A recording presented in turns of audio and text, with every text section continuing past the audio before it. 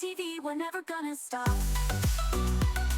Good morning, good morning, good morning. Happy Friday, everyone. Thank you for joining us for another episode of NFTV.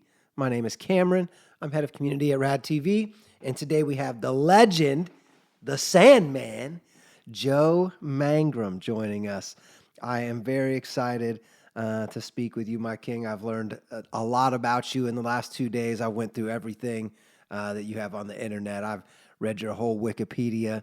I've went through your websites. I've looked at Oh my articles about gosh. you. I have done it all. And I am very excited to learn more about you. So quick introduction. Joe Mangrum is an installation and multimedia artist known for his large-scale sand paintings. And he often makes works that disappear incredibly. He is okay with his long works disappearing into the ether.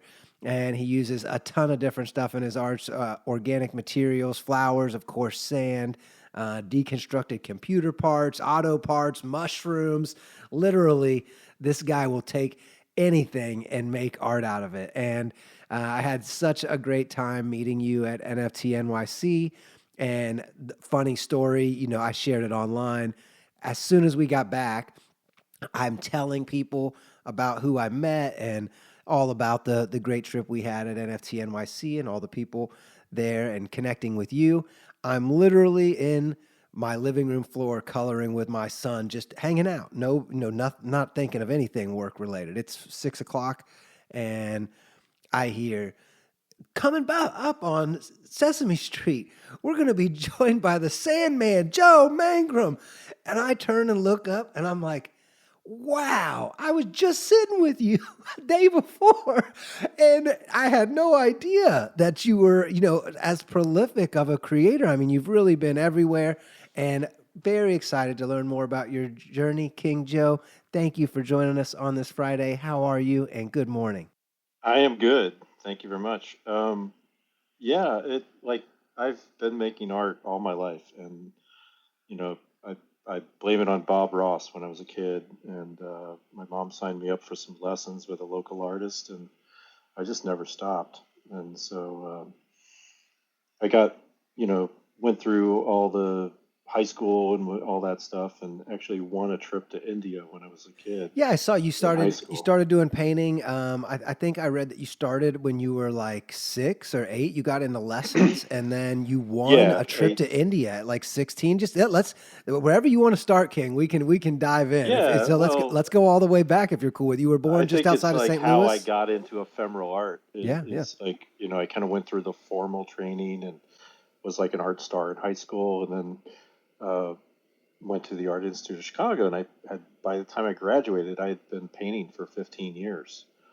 Um, and so I was like 21 years old or something, 22, and moved back to St. Louis and was waiting tables at TGI Fridays. And I was like, this is not going to be my life. And I took off traveling for like 4.5 years. And in that time, I couldn't bring all the canvases and materials and all that stuff. So I just started picking up Was this going to flowers and Europe? Was this your seeds. trip to Europe? Europe and all over the States at that point. Yeah. Um, I think I did like 13 countries and 47 states in four and a half Wow, years. wow, wow, wow! And, Amazing. and then, I couldn't carry all the canvas with me. So I just picked up flowers, seeds, and berries. And then eventually, excuse me, just got a frog in my throat. Uh, couldn't really. I landed in the Bay Area, and it was the first .com era, so there was all this e-waste around, like tons of motherboards and microchips and transistors and anything electronical that was just getting piled up at these local resource centers without no recycling happening.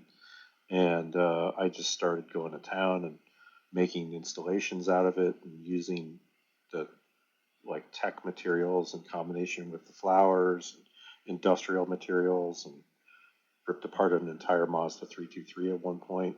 Wow. And that was 1998, I think, as part of a public art program.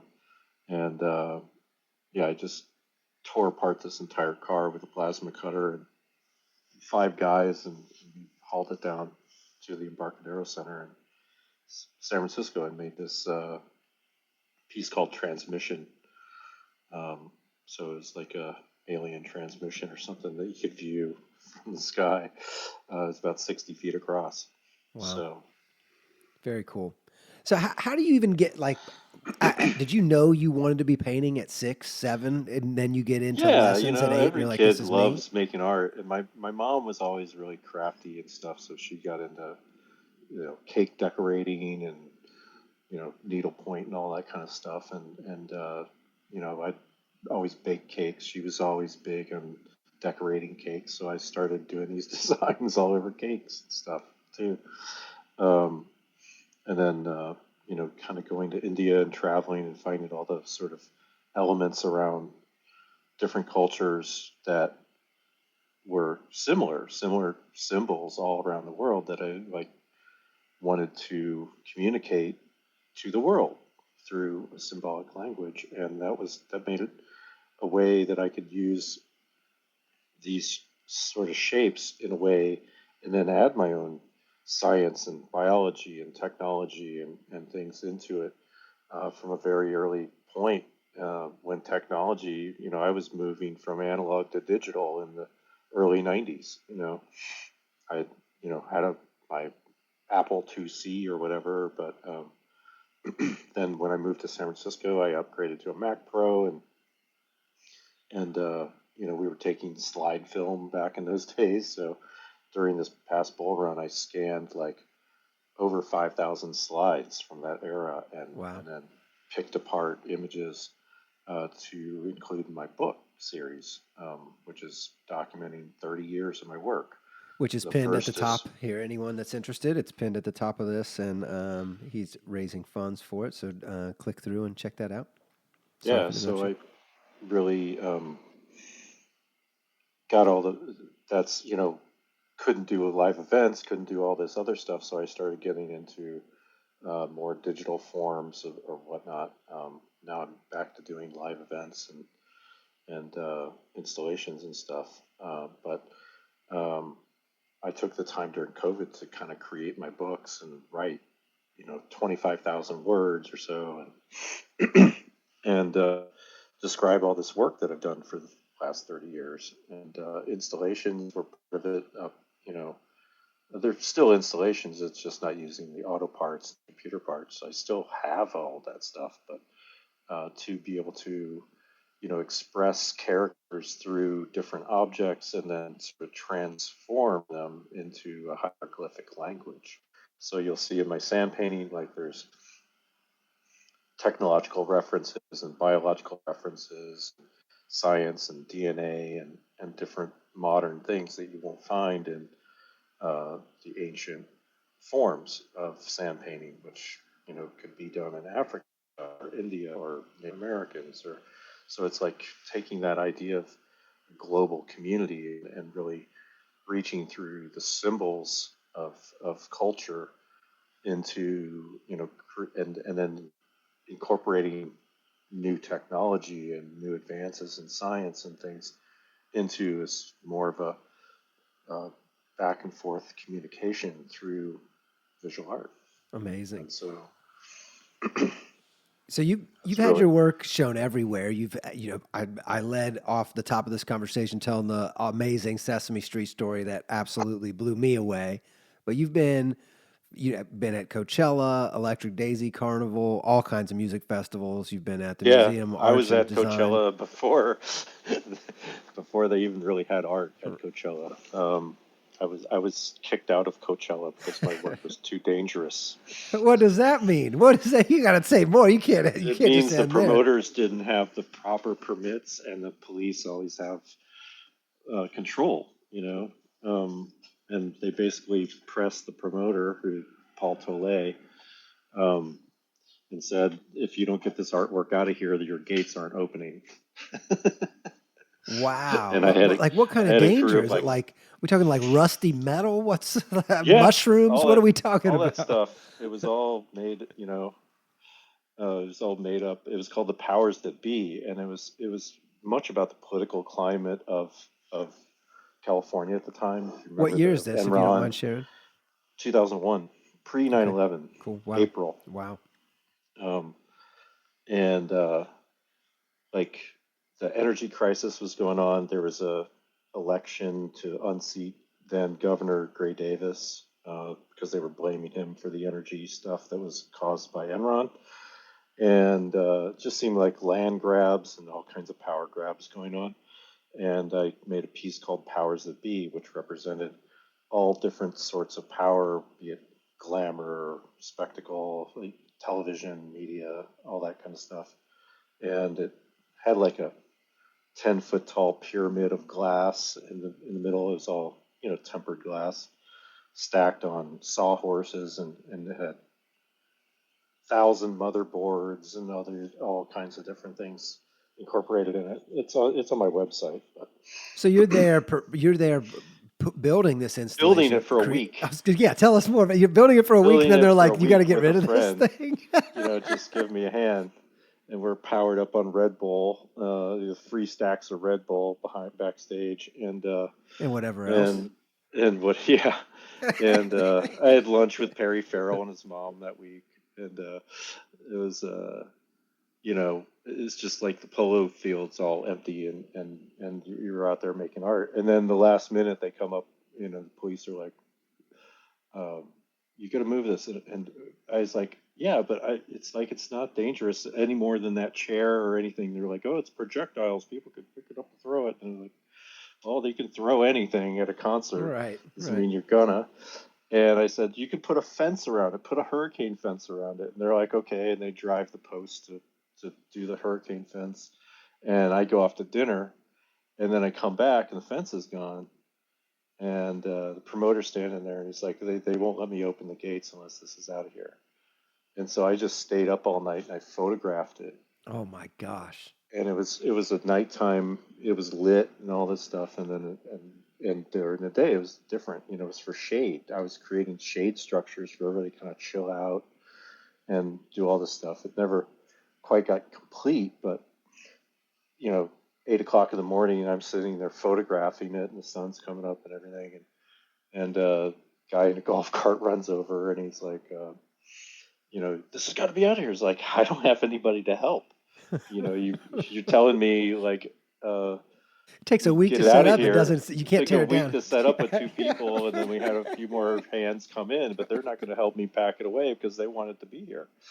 It's like my crew's mutiny. It's like, if you need, before you knew it, there was like 50 groundskeepers coming over, and I was like, if you don't put it away properly, it's not going to go in the truck. So you got to sort these spark plugs. You got to sort these motherboards. You So got tell me a little bit about that, and can you dive into? Did you know everything you were taking, and is this a pre-planned? Do you have a list of these are the items I need? No, You can see it in your head. everything's improvised. I would Okay. just gather materials. Uh-huh. Like I would get like a bag full of spark plugs from a Jiffy Lube or something, and it'd weigh like 50, 60 pounds or Oh my something. gosh.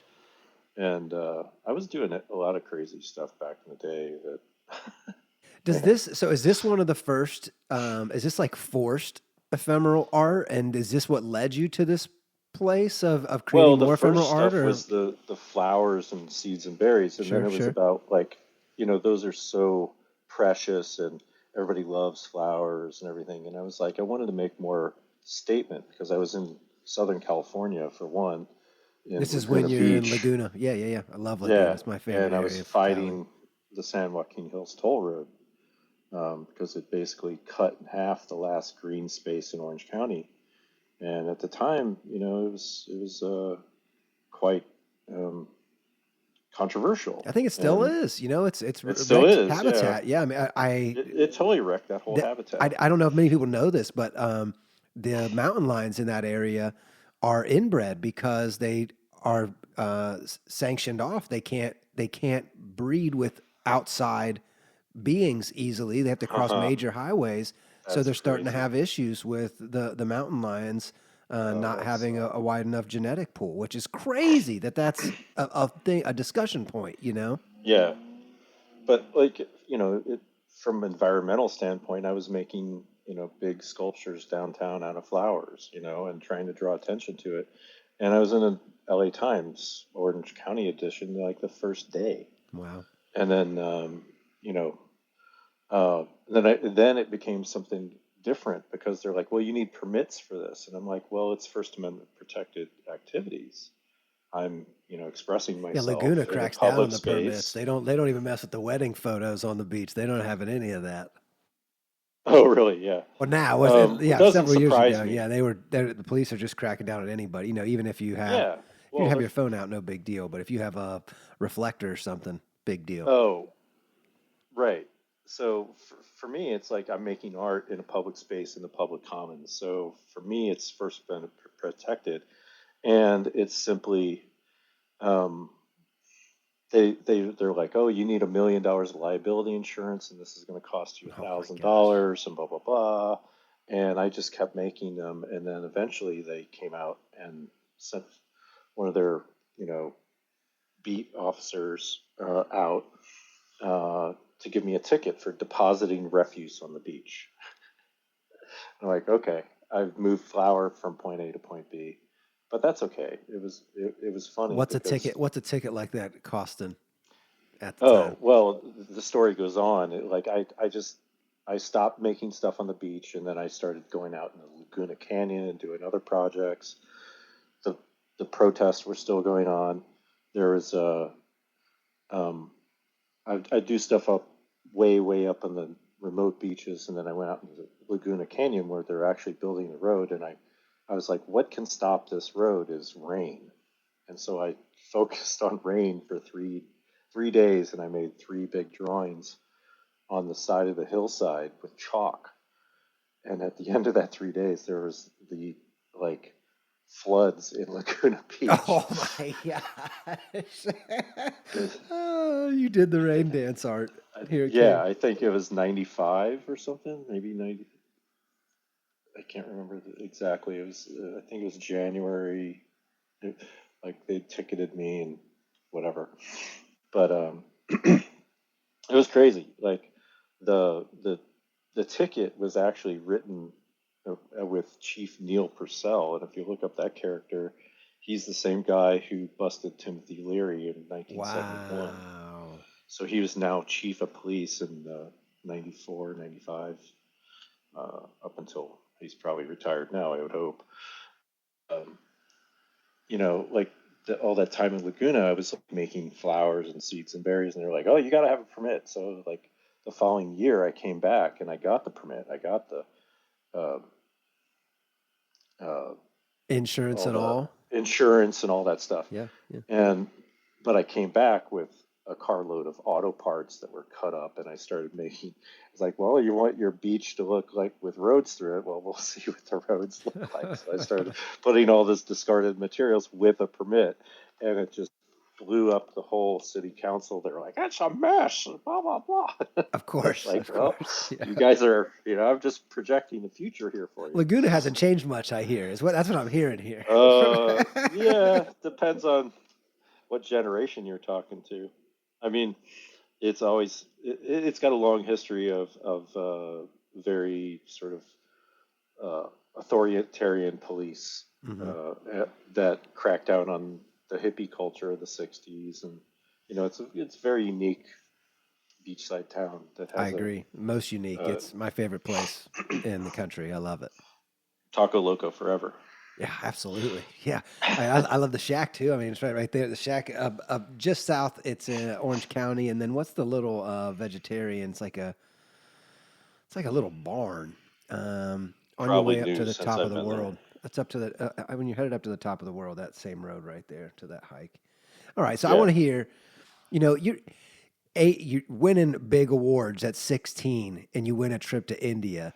Tell us what did you create to win that, and was that a milestone in your it life? was And sort of the beginning of like the conceptual ideas of what art can be. Like not painting representationally, but painting concepts and ideas. And what I did to win was I painted a field of baskets, and some of the baskets in the front were um, flowing out with textiles and stuff. And like I was 16 years old from St. Louis, Missouri. I knew nothing about India. And they're like, well, paint what you think India's like and write a little essay. And I was like, I have no, basically, I have no idea what India's like, and I'm going to go undo all these baskets when I get there.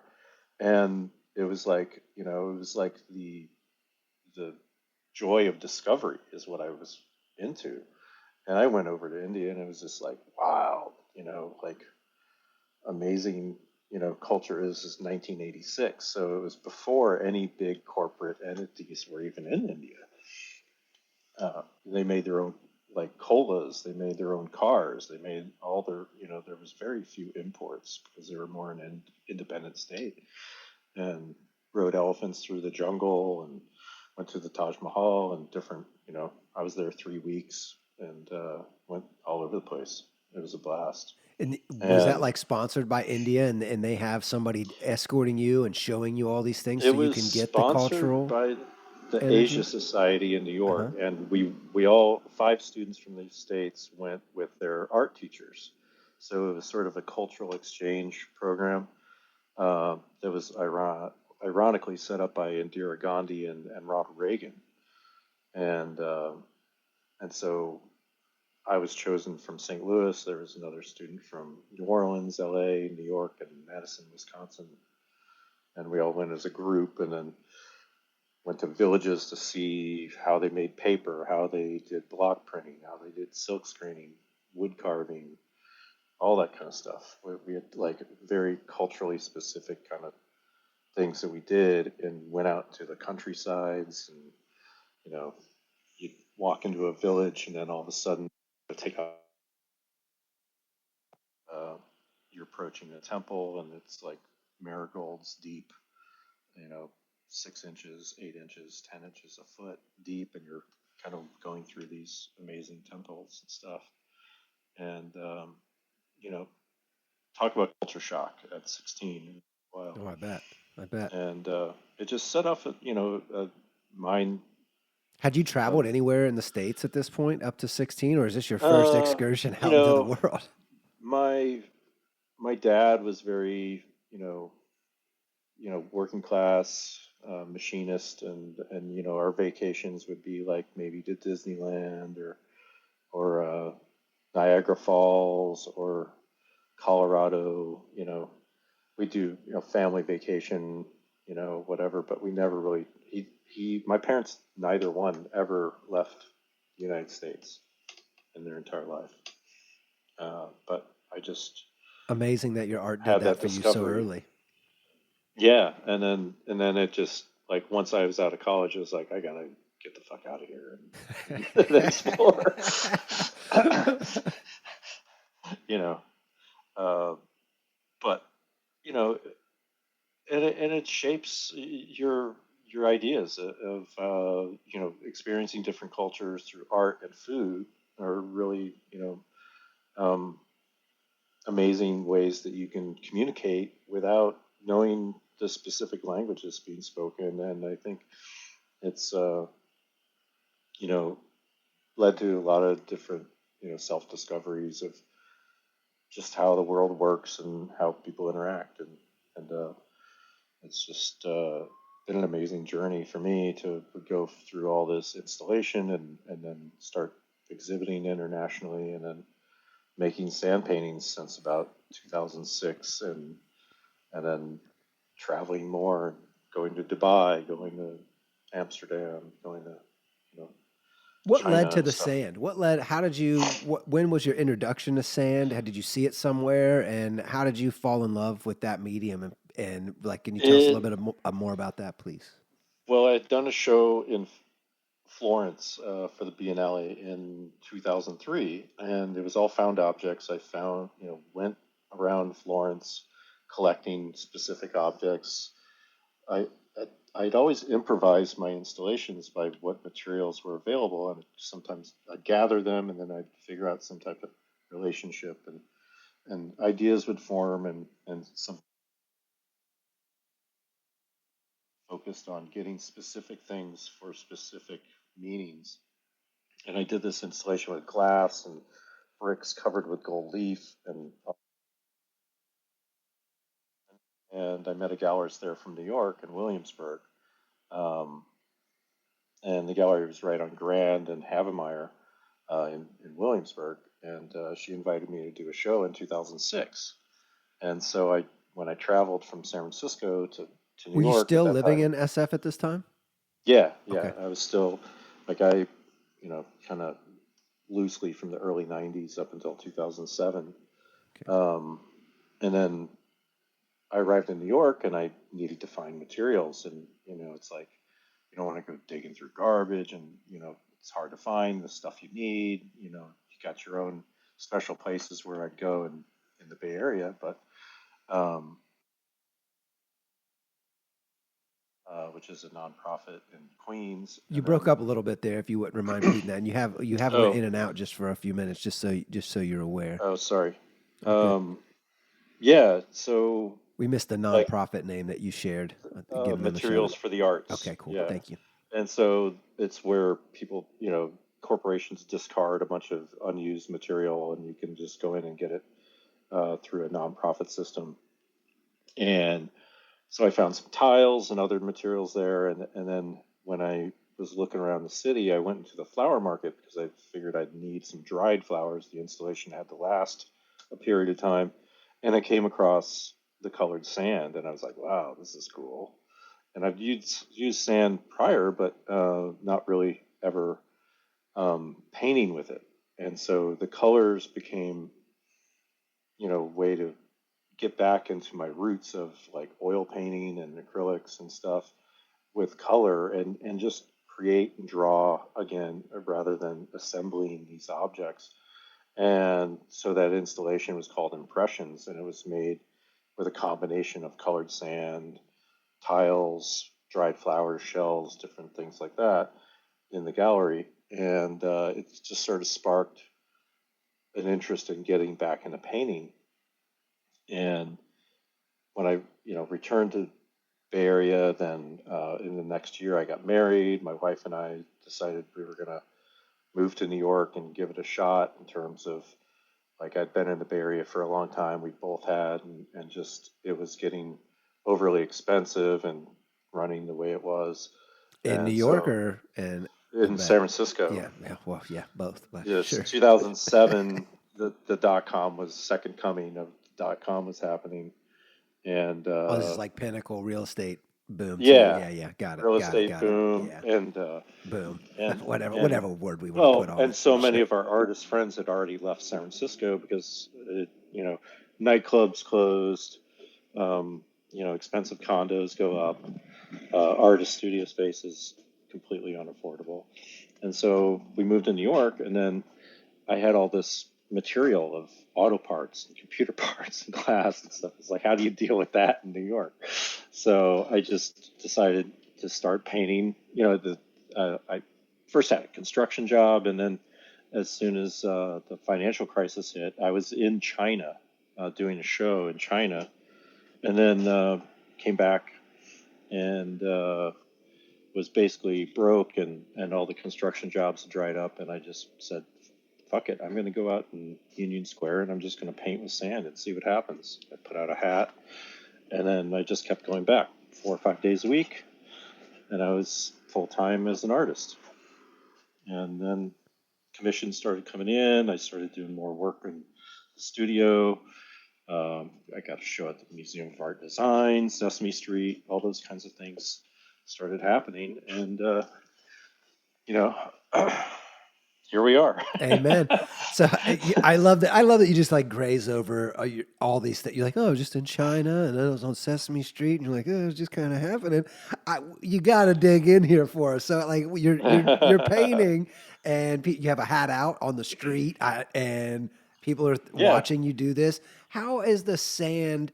Is it in tubes? How are you moving the sand and manipulating the sand I around? literally just take a handful and then pour it through my fist and adjust the flow with my pinky. So is your color palette buckets of sand then? How are you? Is it just like, Yeah, okay? I just take out like little hefty bags full of Uh-huh. different colors, usually 16 to 20 colors, and just grab a handful and start drawing, and everything's improvised from the center out, and you kind of build a framework of the sand. so that you can kneel down in between the lines and not disturb them, but still work on the middle. And then as you get further and further from the middle, then you can just go around and around and continue the piece until however you want. Like I just improvise.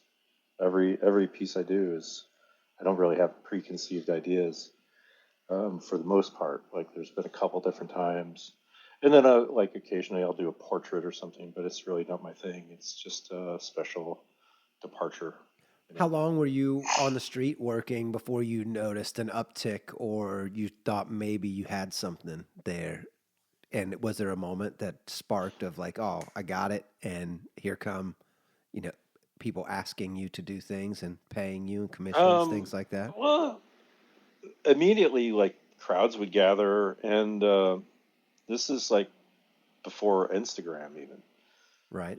so people were I mean, more this is what engaged. year is this? You said 2007, 2008. 8? Yes. I mean, this is before Facebook even had. This is like Facebook just rolled out their first mobile application. It wasn't there was I mean, I guess you could upload a Yeah. picture to X Twitter existed, but nobody was on there yet till late Yeah. 08, 9. So where were you? Were you posting these things anywhere? Did you have any social media? I MySpace? posted to like blog or something. I posted to Facebook at the time, Uh-huh. The and early page days of Facebook, yeah. yeah, yeah, and some of the earliest stuff is on there. And then people just engage differently. And in New York, like cash was still king too, in terms of many bodegas and stuff, and restaurants would only accept cash at the time. So people walked around with cash, so they would tip. And there's this social contract of people performing. You take pictures, whatever. People tip, and that's I think way different now with digital. And most people don't carry cash, but um, I kept going, 4 or 5 days a week. Most, you know, if it was above 35 degrees, I would go out. If it wasn't rainy or windy, you know, at most I'd do probably 165 paintings a year um, Wow. publicly, and that would involve like getting up, getting to the park, well, to my storage by 11 or so, get the storage out, get set up by noon, work all day till the sun set, 8:30. How Take many pieces photos. would you do in that day? Is that one piece that you're working Just on all one day? piece. Wow, One. wow. Yeah.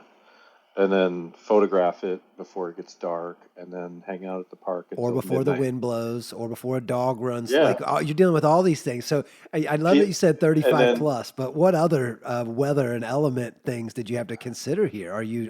Is windy days off? You can't go. well, wind above 15 miles per hour, which Wow. on most days is okay, but there's times when I would go out and there would be it'd be a calm day, but it's brutally hot, like 95, 97 degrees or something in New York. And then the park is empty except for me crawling around on my knees, sweating my butt off. And then around 5:30, 6 o'clock, the sun's moving lower in the sky. It's getting a little cooler. People are off work, so they start coming into the park. And then big gust of wind, 30 miles per hour, gone. Oh my gosh. So you're just like, okay, that's That's it that's for the way it today, or do you goes. start over to do No, something that's smaller? it. That's it. Oh man. Sometimes, there's an edge. Sometimes it's going to get destroyed, but you just got to keep on working on it, and it'll add a different like layer of blurriness to it. But as you pour, you keep refining it, so you get different effects. But it's not quite enough wind to take it away. You know. Like could add even, yeah, sure, it could be Yeah. additive to the. So can you talk a little bit more about? I'm a creator myself, and it honestly like makes my hands sweat, and like I feel like I'm at like a really like almost afraid of heights feeling when you talk about creating things that just disappear, and it's such a remarkable human trait to be able to commit time and energy and put passion and love into something that you know is going to ghost at some moment, whether that's a gust of wind or whatever. You know, name the thing. You're much more experienced with this than I. So, is this something that you're trying to think? Is this something you're drawn to do, or is that part of the art? And is this something you cherish? You cherish knowing that it's leaving in the moment, and that we're just Well, here for the moment. It just feels so human. And I think the value is in life's experiences, you know, and the experience of making it, enjoying it, photographing it, interacting with anybody that comes up to it, and they enjoy it. And like even in the Sesame Street episode, it like Murray asked me if you sweep up your own artwork, and I said, well, I make people smile all day. And it's like to watch people's transformation when they come upon a live artwork like that is phenomenal. You can watch people burst into tears. You can like they take pictures. They're joyful. They're celebrating. They want to get in group photos, all that kind of stuff, and then amazing conversations. You know, being located in Washington Square Park, adjacent to NYU and stuff like that. Like you get scholars visiting from all over the world. So it's like here's this, you know, psychology scholar from Dubai, and he's asking you about this, or here's this other guy who studies physics about the formation of snowflakes and insists that my seven-pointed radial symmetry would never happen in nature. And you know, he's like a sort of older French guy with an attitude and is smoking a pipe. And it's like, yeah, it's like, and I was like, well, you've seen Spinal Tap, the movie, how their amps go to 11. Well, I'm just turning up the volume on 6. So I'm making it 7. And, you know, it, just the act of creating and conversing about art and building relationships with people. That's really what it's all about is that experience of life and how we can, you know, elevate others around us and give them joy and bring them joy and conversational sort of quality around artwork is what makes us human. amen. So, you mentioned taking pictures of all these pieces. Did you have a flow of I'm out in the morning, I set up at these times, I create until this time, I take my photo, maybe you name the work. Are you documenting this journey the whole way? And I'm wondering if this is connected to the book that you're creating right now. That's pinned to the top of this space. If anyone is interested, is is there any flow to? Are you is the piece you're making every day something that you're storing away in a memory hole somewhere that will be remembered via pictures and a title or whatever, or are you just letting them go with the wind? Um, they're all documented. They're all photographed. Amen. There may Great. be a couple photographs of things that I've lost over the years, just in moving or whatever. But you know, I'd say 99.9% of my work is I've got pictures of some sort. In the early days, sometimes that was a disposable 35 millimeter camera, just due to necessity. So the picture quality can be, you know, and then point and shoot digital and 35 millimeter, and then I used Hasselblads and medium format and large format cameras. I did a used a Mammoth Polaroid, which is there's only 5 of those cameras to document my piece called Detonation Earth in San Francisco. So I've got these large scale Polaroids of this 40-foot tall mushroom cloud made of wheatgrass. Yeah, to say more about that. Tell and the wheatgrass. I know you're out growing the wheatgrass in like multiple locations. You told me about this at NFT NYC, and you had Oh, right, amazing yeah. pictures. I'd love to hear more about this particular installation. So yeah, it was for World Environment Day back in 2005, and it was also the 60th anniversary of the Trinity nuclear tests. So I wanted to make sort of a role reversal of the atomic bomb and make it an Earth bomb that sort of blows up over this post-apocalyptic Blade Runner type landscape. And so I use 6 tons of different detritus, auto parts, computer parts, glass, plate glass, 6 tons. chain, How long does it take to accumulate and transport 6 tons? a while. Is it 6 months? 6 days? What is this a Well, I mean, truckload or is it it's like, just a cumulative amount of stuff that I'd gotten over the years. Like in '98, I tore apart an entire car. So right, this right? is still stored in, like, I had this warehouse space in San Francisco, and we just put milk crates stacked and like 4 high and 2 deep all the way along this wall. Wow. And I just zip off the front and be able to access my stuff. And like that big of a project took volunteers, so I focused on building the mushroom cloud, and then I brought in a bunch of friends from the Burning Man community and Burning Man camps and stuff, and they helped assemble all the sort of. I just cut them loose. It was like, make a city, out of all this material, and they just got into it and started making all this, erector set type of buildings and stuff. And so the uh, mushroom cloud was like 3 welded rings that were rigged from a single point at the top of this atrium space, and we grew the wheatgrass on window screens so that it would root through the screen, and we could easily cut it into 8 foot long strips and drape that to create the mushroom effect. So genius. Incredible. So resourceful and genius. Yeah. Amazing. And I'm like on a scissor lift way up inside the mushroom cloud with like dirt and sweat, and you're pulling these, flats of grass out, and they're letting off heat. So it's incredibly, like, you walk into the atrium and it's like this musky earth smell. And I'm up in there, doing the final touches. I don't think I slept for 48 hours before this opening. And then at the opening, the guy with the mammoth camera showed up, 20 by 24 Polaroids, and went through the opening, made it through.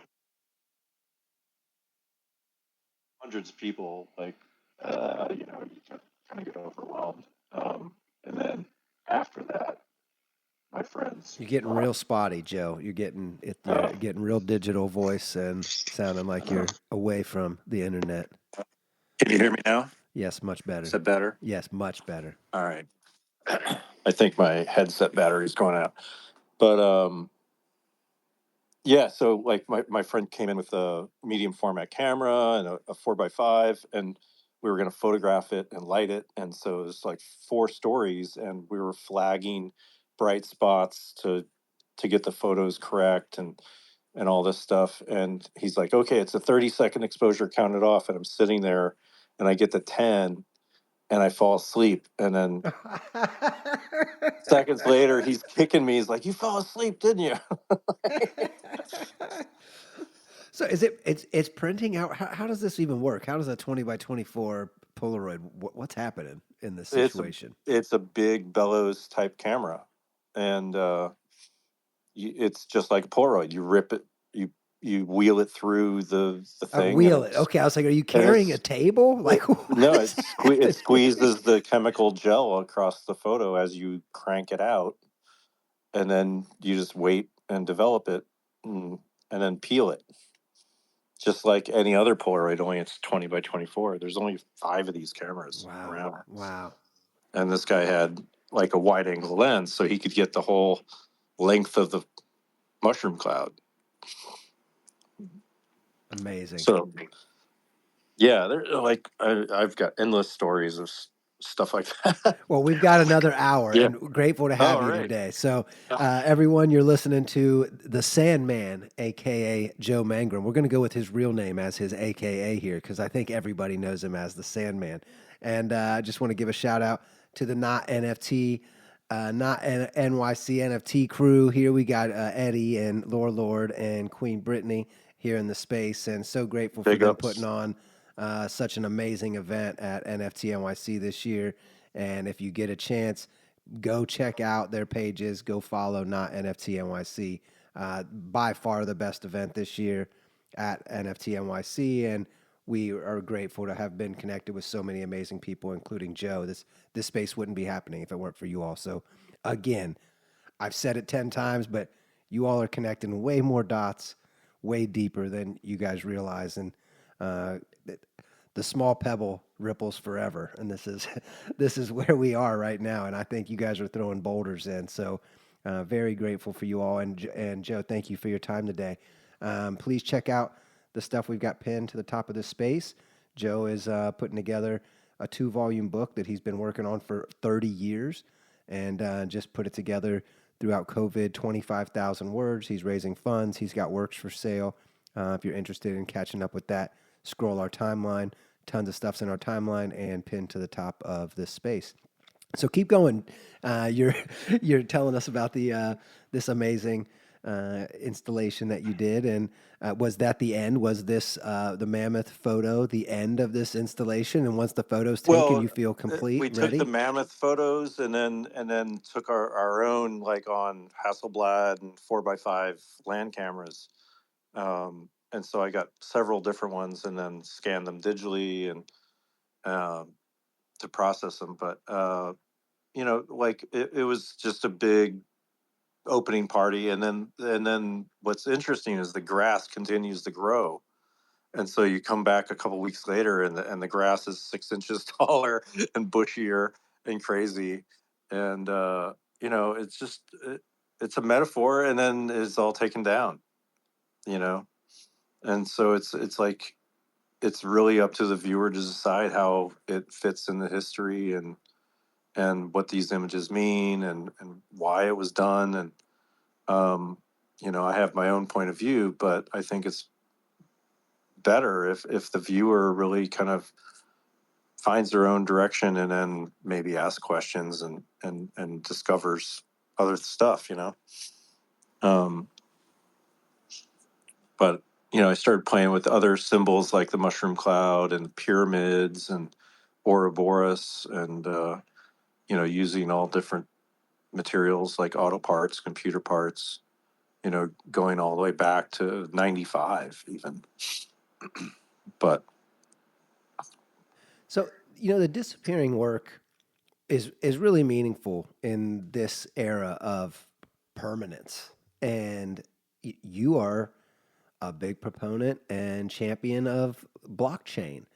And it's such a dichotomy as the artist you've been for your whole life up until blockchain exists. I would love to know about your blockchain journey. And it sounds like you were in New York City, I think. You were there 08-ish. You left yeah, SF. So you're in New York when this comes out. You're definitely in tech. You're definitely paying attention. When did you come across Bitcoin and cryptography, and really find blockchain fitting and resonating with you? I think it was, I probably 2015, 16, I bought some Bitcoin, but really didn't have the bandwidth to go in and understand what it was. I was literally at that time 4 or 5 days a week, like, working 15, 18 hours a day. And this is as a street artist and commissions Yeah, and yeah. installations, everything. But yeah, yeah. By the time leave your house in the morning until the time you get back, and then once you put everything in storage, then ride the subway back to Brooklyn, then download all your photos, start charging your batteries up, do all the things for the following day, eat some dinner. You're going to bed at 3:30 in the morning, and then getting up at 9, and then doing it all over again.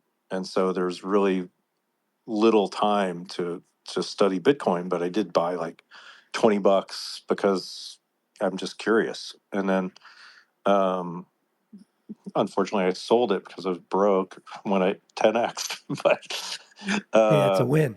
yeah, exactly. Uh, but then in 2017, I got into, like, the digital provenance of blockchain and started registering my physical works with Verisart. And then you can add to a story, and it's kind of been upgraded recently to Trace, which is Transient Labs system of attaching an NFC chip as opposed to a QR code. So there's sort of double provenance on my permanent works, and just continue to make new stuff. The street thing kind of ended in COVID, and I moved to the Hudson Valley because it was just, I purchased a home, and then I was 100 miles from the city, and I couldn't make the 100-mile journey every day to make it, and really requires the foot traffic and everything to make it profitable or sustainable. So it's really just it got me into making more permanent works on canvas and more things on carved wood, and I've been experimenting with gunpowder ever since Wow. the bushfire relief. Like I was asked to contribute to an auction in Australia during the bushfire thing, and I was like, "Oh, this is an excellent." I'd been thinking about gunpowder, and then I started burning things into paper and wood surfaces and stuff, and playing with the design. So because it's the ephemeral ash, that's left behind. It's like the artwork is sort of blazoned into the paper, and I've got one today I'm going to finish up. But So you know, go ahead, keep going. it's just exploring that moment in time. If like this artwork exists and then it doesn't, and then it's documented, and this is the journey, and you know people are going to assign value to uh, an object or an idea. It's just it's a curious question, and maybe um, I just think it goes into our deeper humanity to like really question what what's life all about. Is it about the experiences, or is it about the objects we collect, or is it about who's got the biggest bag at the end of the day? Yeah. Uh, who's got the most toys, and you know, examining what life's about. And for me, it's experience. It's experience and the joy of interacting with people and creating something beautiful that all can enjoy, and and then look back on it and be like, wow, I did that. And it's documented. It's sort of like, you know, this art existed at the beginning of time when people would only draw in the mud, and none of that exists. We know it probably happened, but we don't have any physical evidence of it. And it's like, in the society that is based around commerce, then you have to have product of something. And so the product is the experience, for one, but also the documentation, and then also like how I can use that as a launch pad into further abstraction, and examining digital realms, which is what I've been doing more recently. Is playing with more digital mediums, um, but they're all based in that ancient form. So it's the dichotomy of ancient versus the most avant-garde tech, which is interesting to me. This is all incredibly interesting to me. And I was just going to ask, where your inspiration comes from. And I think you just organically answered it through what you were just saying there. And it feels like, Well, I think it's that spiritual sort of journey. It's like the symbols that are rooted in my work exist in every culture around the world, and they existed thousands and thousands of years ago. And to me, it's a big question: is why and how did so many disparate cultures develop a similar sort of symbol that represents a higher power or a meditation toward that higher power? And then if it's rooted in ancient history or in a certain time period, how can I update it to include my own ideas and today's technology and science and other things that I find um, true, to bring about a conversation around this work that will, you know, get people to think differently. Because I can't, I think we can all agree the state of the world is kind of messed up right now. So how do we do it better? Sure.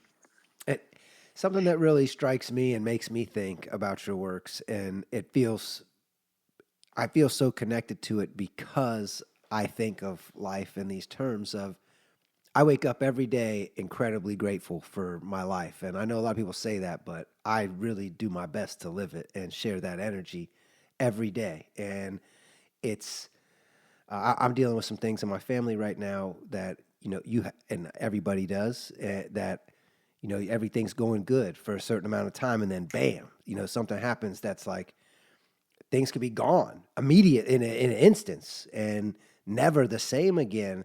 And I feel like in today's world, a lot of the creations and a lot of art is underappreciated because we know it's there forever and we know that this thing now exists. So a good TV show comes out, a good movie, whatever it is, there's no rush to go do anything. It's on demand. I can get that whenever I want.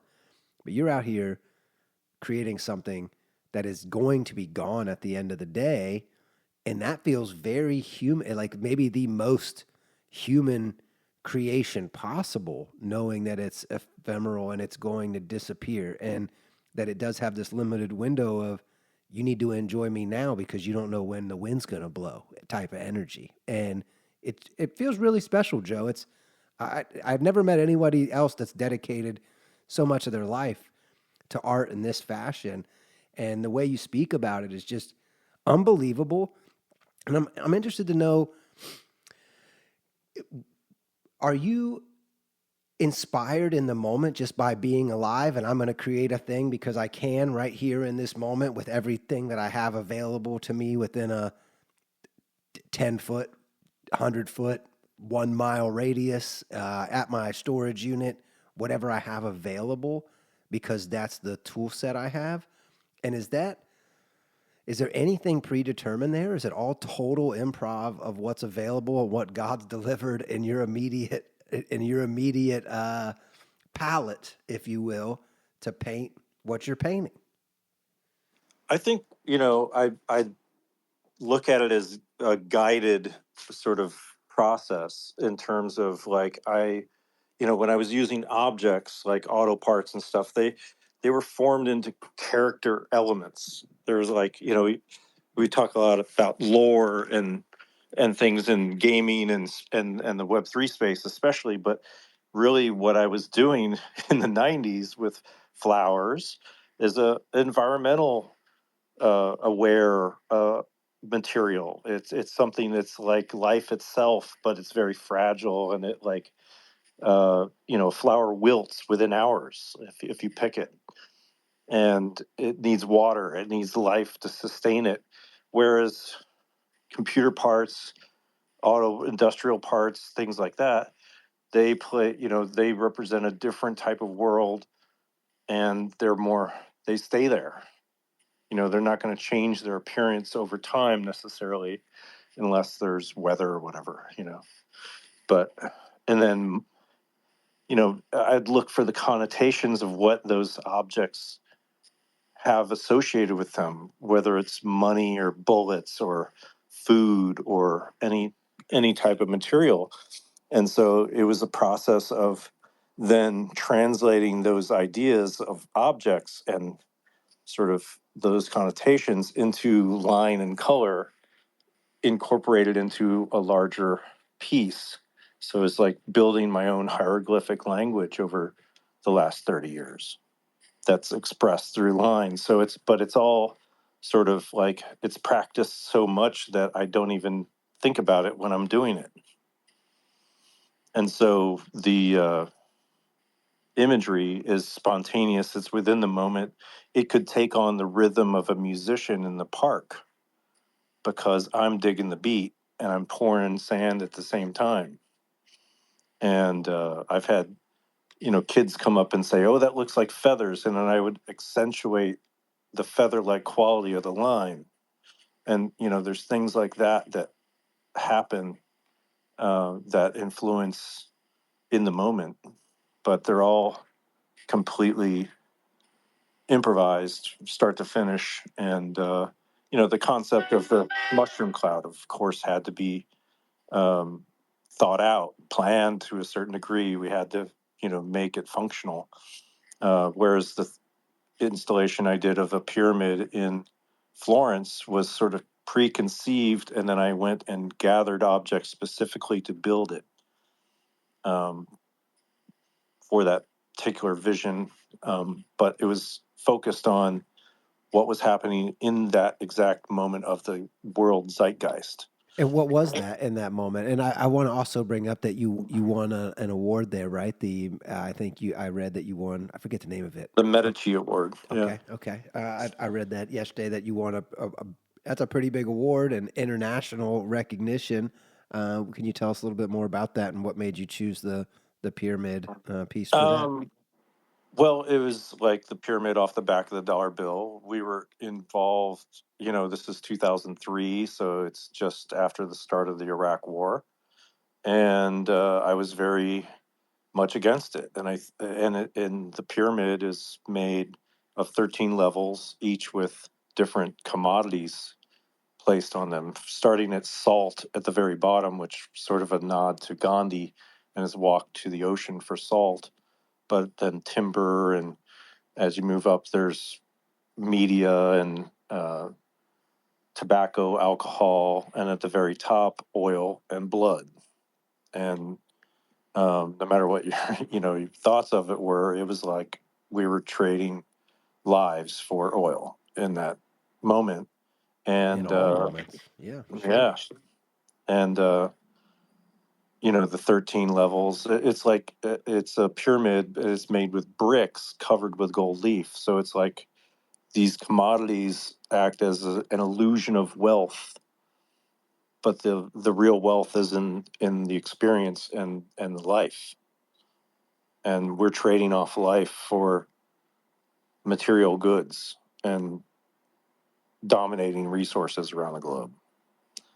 So I was pretty hardcore into politics back then. Well, I think any artist that's really paying attention has no choice but to observe You, and you report. can't stay neutral on a moving train. Nope. Absolutely. So, was there any change for you there when you go and win an international award? Did your career take any turns there? I know you've been in China. Well, You're doing a lot of things at this point, but you've been in India, all that was over. 2003. So that's where I met I was pre-China the then. gallerist Okay. in New York. And then when I got to New York, I was exhibiting with that gallery in 2008 at an art fair and was invited to China.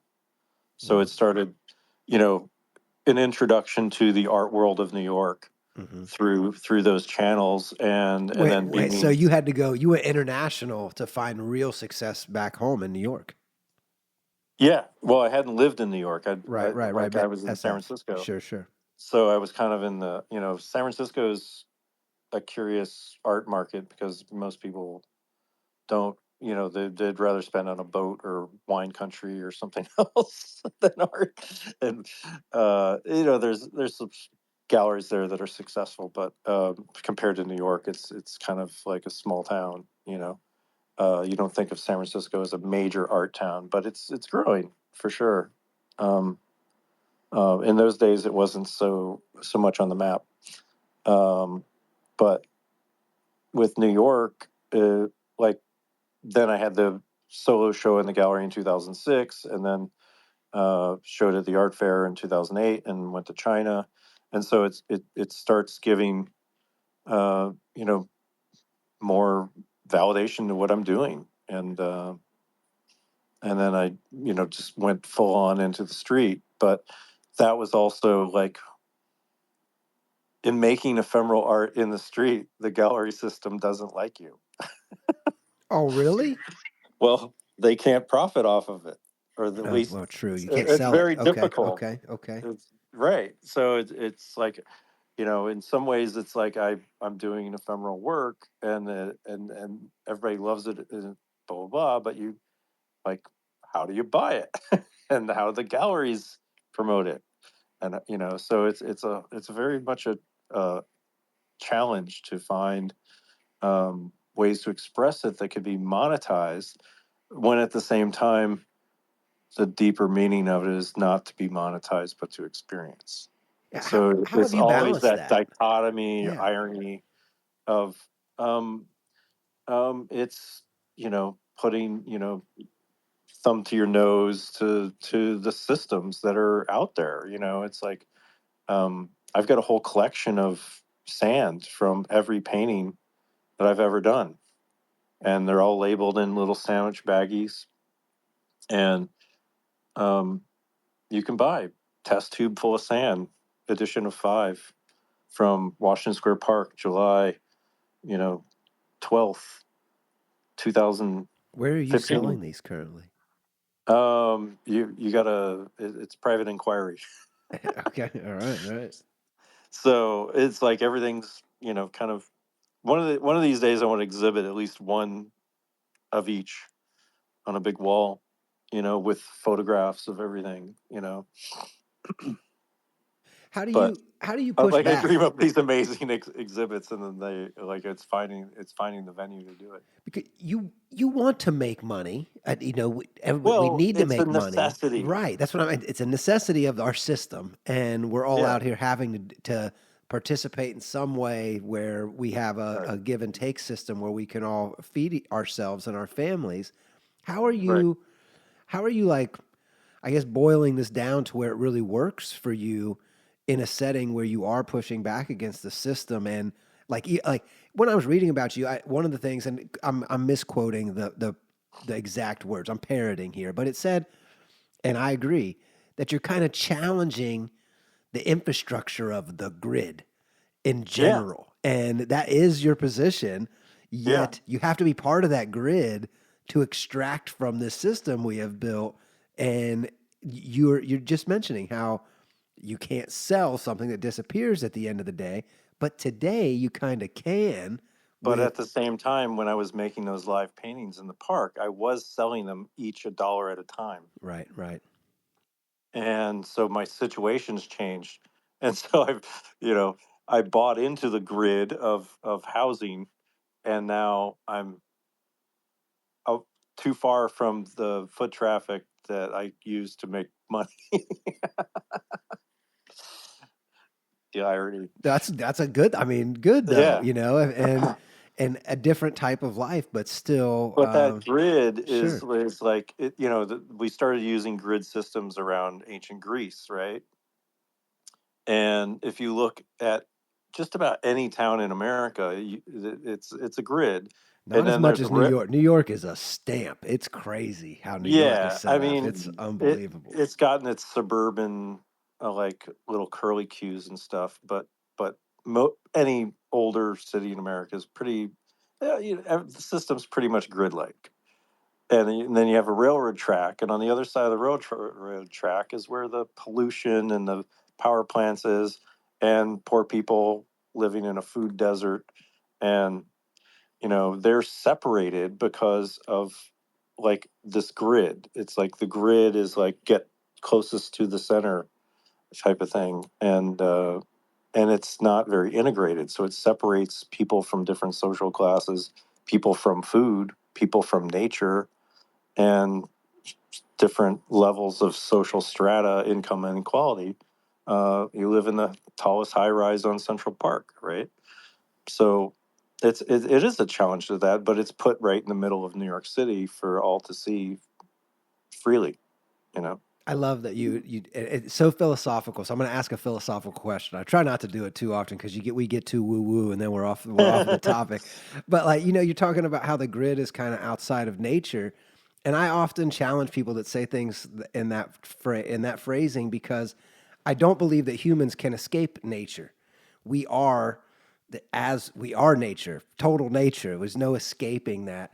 So the grid is nature, just further defined in a system that we are naturally building out. There's nothing Yeah, unnatural it's like about we're it. the bees making Right, right, the right, right. roads and the, So like when you are thinking in those veins, ha- what is your pushback against the grid? Is it that well, it for me, it's like, why is this ancient symbol being usurped by the grid?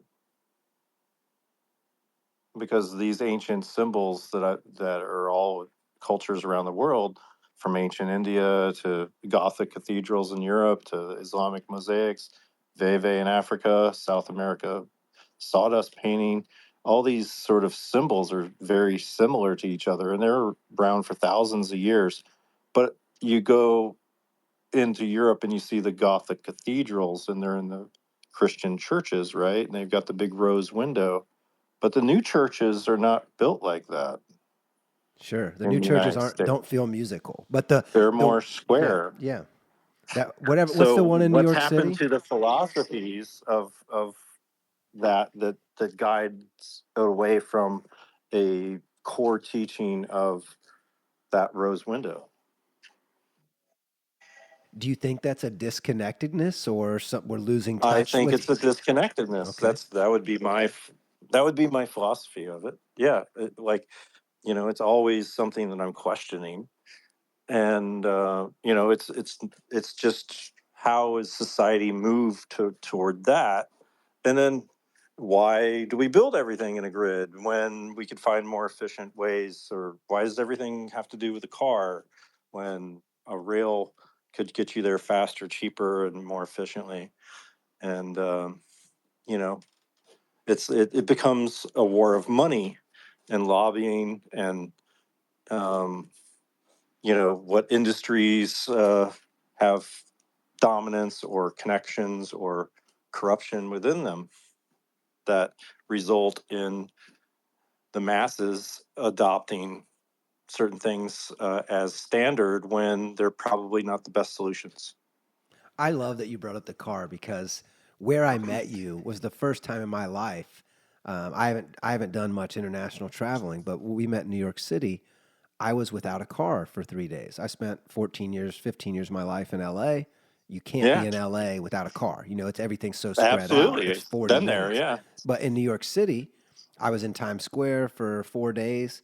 I didn't even think about a car. When I did think about a Right. car, it was like this. It was like the only way to describe it was like the weight of whatever the car weight is that I have in my life was lifted off of me. And it's not like I didn't get rid of my car bill, my payment, or my insurance payment. I just didn't have to think about my car for 4 days in New York City, Yeah. and I didn't have to rely on a vehicle to get in. Everything I needed was in a few blocks and a 10-minute walk. I was doing it. I'd just go back to my hotel. I'd go back to the event I was at it in 5, 10, 7 minutes, no big deal. And it felt so freeing in this It's epitome of incredible, the right? grid, though. And it's like I was free from my vehicle in the place that is most grid, like, and it's like a strange dichotomy of New York City that I was freer in many ways, but you're locked into the center of civilization in all the other ways. Right. It was a very strange feeling for me. And then you comparing that to the car is just an Yeah. interesting Well, comparison. I don't have all the answers. I just have a lot of Oh, I don't have questions. any answers. I don't have any answers. you know, it's like, what's the meaning of life? Just keep creating. Enjoy the day. Just create it and like have fun. So let's get back to blockchain for a minute because I find it really Yeah, interesting the yeah. way you're thinking about blockchain and the way your career path has taken you to where we are now in this digital age. Like the blockchain is almost the epitome of the digital grid. It's like I know where the thing is. It's on the corner of 52nd, whatever, and that's what the blockchain is. It's you can tell somebody where the thing is without them needing any other directions to get there. It's like, here's this address, this is where it lives, you can verify it. And I'm wondering, how are you thinking about your works today? And I while we were at Not NFT NYC, you were asked a question, and I found it really interesting the way you were talking. Somebody brought up, have you thought about just minting your ephemeral works that are going to disappear and then selling them? And I could see, and I'm projecting here. Tell me I'm wrong. I'm happy to be wrong, but I could just see in your face of like, that's not how it works. And like, you had some energy of the work needs to disappear, and you also were, thinking through the ways these things can live on chain and maybe they don't need to disappear. Are you still exploring those thoughts yourself? And have you crystallized any of your philosophical ideas on the way the blockchain is going to change or integrate with your current outlook and your career path that you've taken to become such an amazing artist, and without the blockchain being a part of that? Well, this latest drop that I did this past week has an image of the sand painting that I did on July 12th in Washington Square Park. It's also got a time lapse of that process, and then it's got six other abstractions from that process. One or two of them are in camera glitches that are then made into a video, and then others are video made in video glitch, and then some still images as well of the glitch.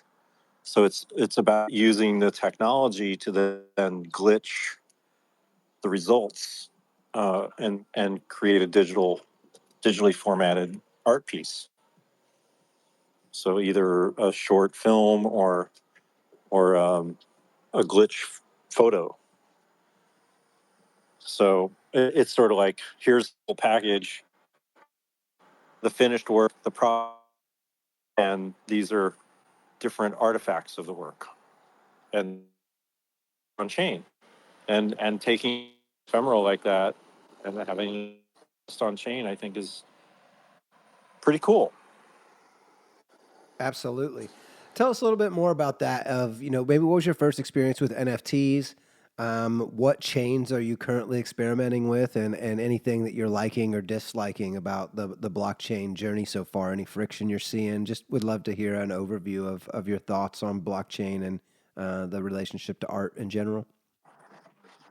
I started documenting the provenance of my work on Verisart back in 2017, and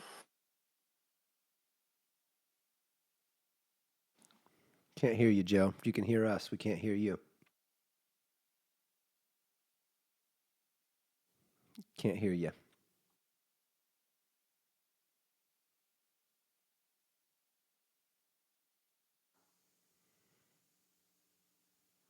King Joe, we'll wait on you for a minute to reconnect. No rush. Everyone, thank you for tuning in on this beautiful Friday. My name's Cameron. I'm head of community at Rad TV. If you are a creator, an artist looking to get started, you can get started for free at radtv.com. Our DMs are open. Happy to answer any questions you have, whether it's related to blockchain or content monetization on Rad TV. We have apps everywhere. We are the only platform on earth that has display capabilities on all devices. Nobody else has any display capabilities at all, period. No, no, they have no distribution and they have no display capabilities. So if you want distribution and display capabilities, send us a DM and we're happy to help you get onboarded and check out everything we've been building. Joe is back at a speaker. Welcome back, King. Yeah, we lost you for a second. can you hear me now? Absolutely. Oh, cool. Yeah, so I used Verisart to document like digital COAs, certificates of authenticity, and then they're linked with a QR code. And that's when I first got into an NFT, but I didn't even realize that was an NFT. And it wasn't until the like Clubhouse in early 2021 that I Was got. it was it an NFT? Was that the what? Do you know what contract sheet was it? Were they like 1150, whatever they were? No, I'm not sure actually. I just learned that punks aren't NFTs, which I thought was very interesting. They punks are pre NFTs. The NFT did not exist when punks were out. So to sell a punk, you have to wrap them in an NFT wrapper to sell a punk, which is Right. a new. I just learned this detail. I thought I knew a lot, but that was it. I did not know. Yeah, so the digital COAs is what I, is documenting my work, and it was like the early stages of blockchain, and then in 2021 I got into Clubhouse, the Beeple sale happened, and eventually just started playing in that space and buying PFPs and other stuff, and you know playing along with everybody to learn about how to work it. And I came out with a few pieces there, but I wasn't quite ready to express myself in a real digital way. Um,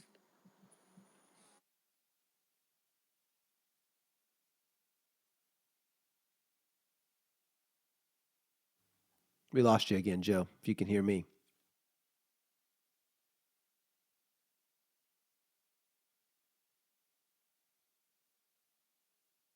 Looks like Joe's going to step down. Maybe he'll come back up here in just a second. I'll send you a request. He might have left, but yeah, he's reconnecting. I think he's walking around the streets of New York City, which anybody who's been there knows how that goes. is that better? There you are. Yes, sir. Yeah. All right. Don't know what was going on, but yeah, just learning how to bring the thread of my philosophy of the work into blockchain in a authentic way, and that was really what spurred it, and got into trading NFTs and all kinds of stuff, and just been working on my, it was COVID, so I focused on my books and other things, and then scanning 5,000 slides and all this other stuff, um, to get to a point where I can actually sort of get back focused on my work again. And now I'm releasing more digital works, and still working on physicals, and doing this gunpowder thing today, and just see where it goes. It's finding new ways to express the thoughts that I've had for all this time. Well, I mean, just think have introduced yourself to a totally new audience, and you know, being at Not NFT NYC introduced us to your work, and now I know a lot of your history. I've read everything I can find about you online. I'd love to know or hear about Poncho Poppins and how did you find the ape community, and what led you to that, and what's that journey been like to start to develop that IP and that character, and it's taken on a life of its own. Would just love to hear anything you're willing to share there. Yeah, you know, the Board Ape. It was actually my first NFT I purchased. Um, Wow, I wish I had something awesome to say like that for the first NFTs I purchased. What a choice. right? Amazing. Yeah, and it was the commercial viability of it that really sold me on it, and so um, and Poncho got his name from my dog who had passed, and his name was Poncho Alexander Poppins the first. R.I.P. King and Poncho. but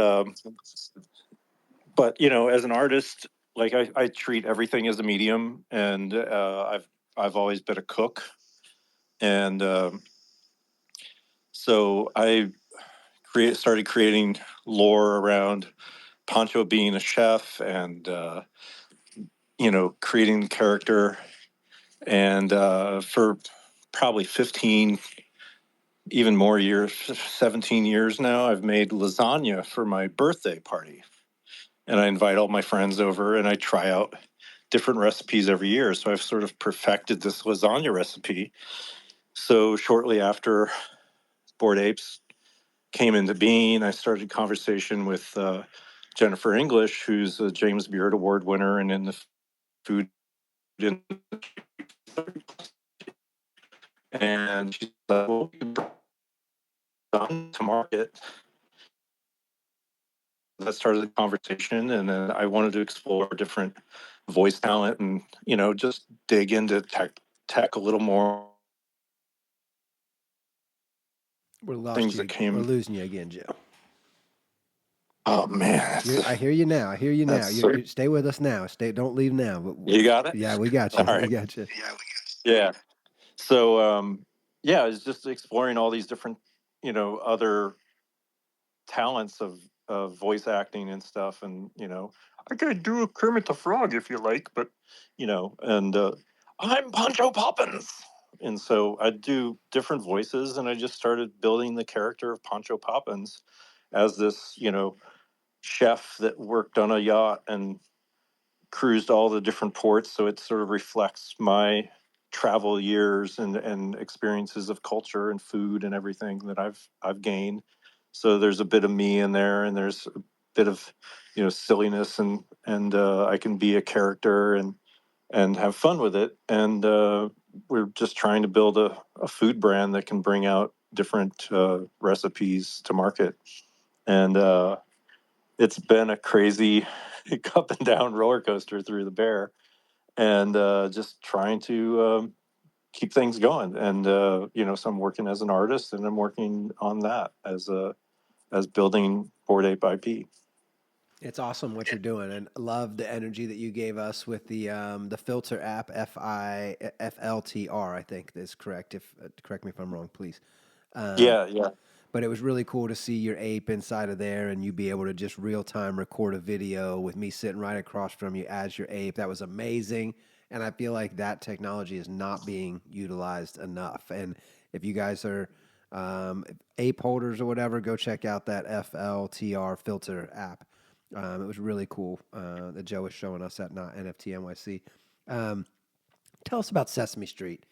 King Joe. What was that like? What's it like working with the puppets? You're out on the streets in New York. I think it was the Word on the Street segment, which it's up here at the top. I have it pinned to the yeah.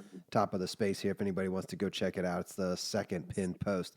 What's that like working with them? Were you on the street just doing your thing, and I they? was at Washington Square, and the Sesame Street crew was out there filming the last little bits for their season, and they approached me and said, "Hey, would you like to do something?" I was just getting set up, and someone was familiar with my work, and so they asked if they could just shoot while I worked, and I was like, "Well, is there anything special?" And they're like, "Oh, well, the number for the day is 8, so I created an octopus, and that was included in a little short uh, segment called Word on the Street, and the word was stupendous." So it ended up being like, I don't know, 3 or 4 seconds long of a time lapse going, brrr, and that was just a little filler thing that they did. And then when the next season came around, they wrote in a whole 3 minute like segment of me, and they asked me to do a portrait of Murray and Ovahita, and I suggested putting them on the background of the Mona Lisa, so it's the Murray Lisa, and they loved it. So amazing! It's incredible. And so there were somebody filming me, created all day. They were off filming other segments at another part of the park, and then the producers came up with amazing puppeteer Joey Mazzarino, who sadly is no longer with Sesame Street since they went to HBO, but just an incredible improv artist in his own right. He had worked with Jim Henson, and uh, and then the producer was Matt Vogel, who's currently Big Bird and Kermit the Frog, and then many of you probably know Cristiano Covino. He was part of the crew, and I reconnected to him in Web3 like 15 years later.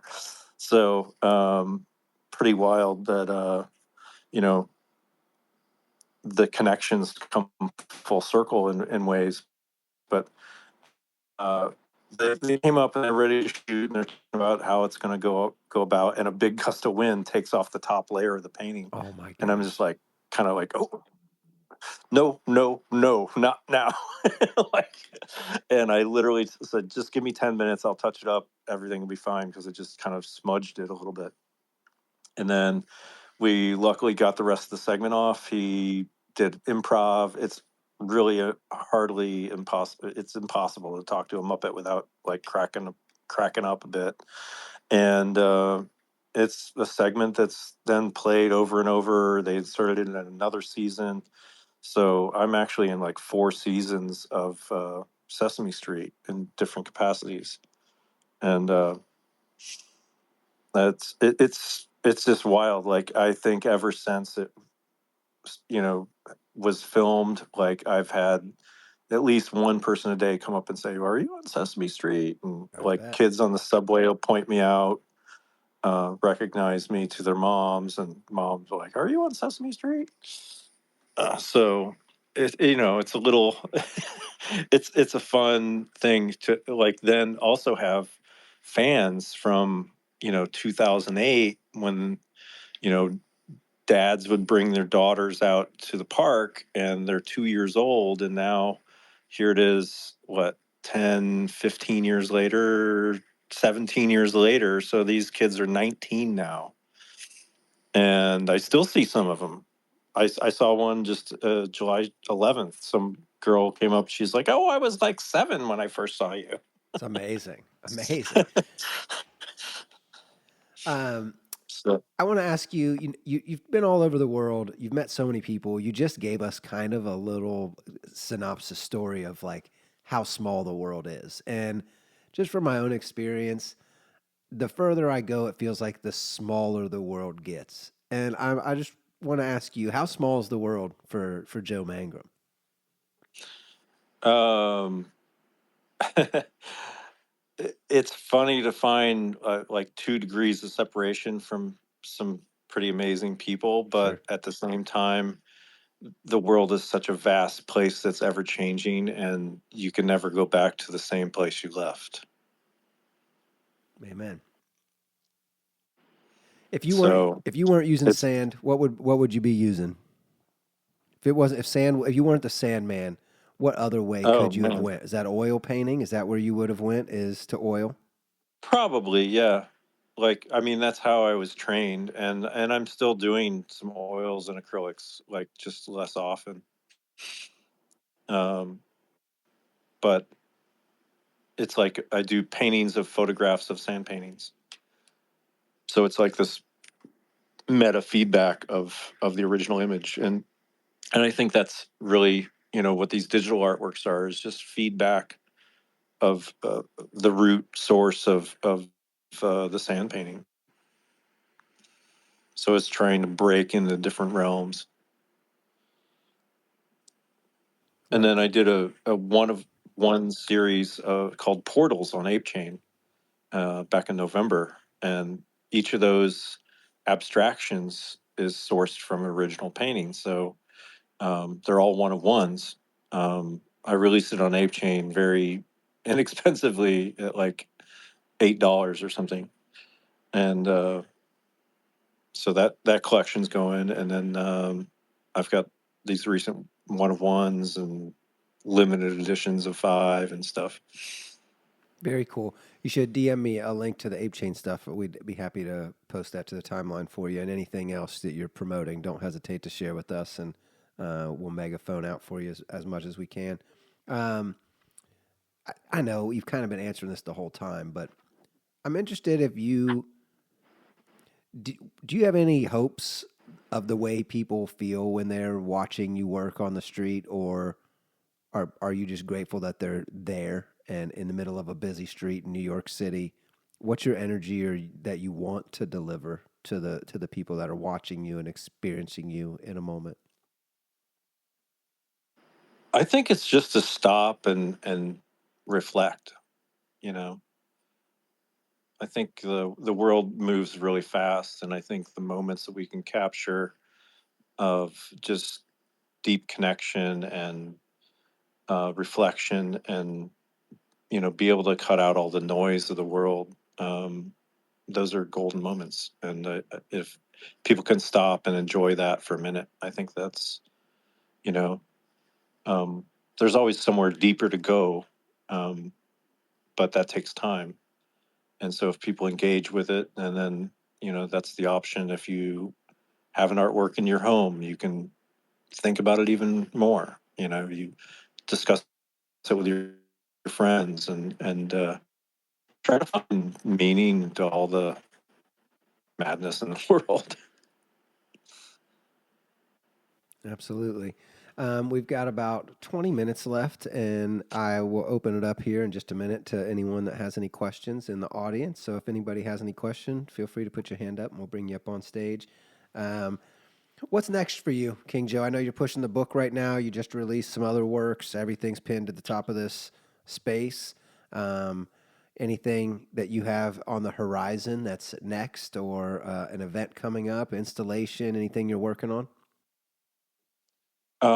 Well, I've got mainly the books. I'm really asking for people to support that because in order to get um, books ready for an event that I'm doing in October at Grand Central Station, I think it's an excellent opportunity to like have the books ready and then flow into the holiday season and sell some books because it's like it's my lifelong work.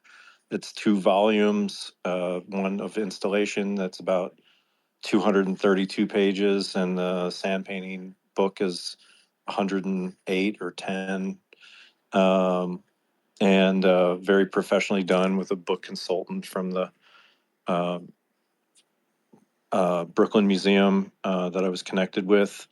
And like I made every artwork, I took every photo, I wrote every word, uh, designed the entire book myself, and edited the text so I wouldn't sound like an idiot. And and then the consultants kind of just putting in some, choosing the paper and maybe switching the fonts or whatever, kind of putting a professional polish on it, as I'm not a professional designer. Um, and he really gets the concept. Like a lot of publishers I went to were, saying, "Oh, you should make a 9 by 11 format. It'll be a lot much cheaper to produce and blah blah blah."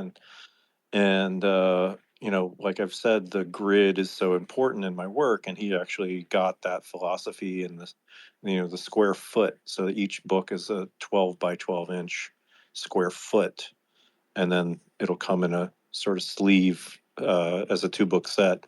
So if anybody out there has any questions or wants to support it or sponsor it in any way, that's greatly appreciated. As far as the Grand Central installation coming up, that's October.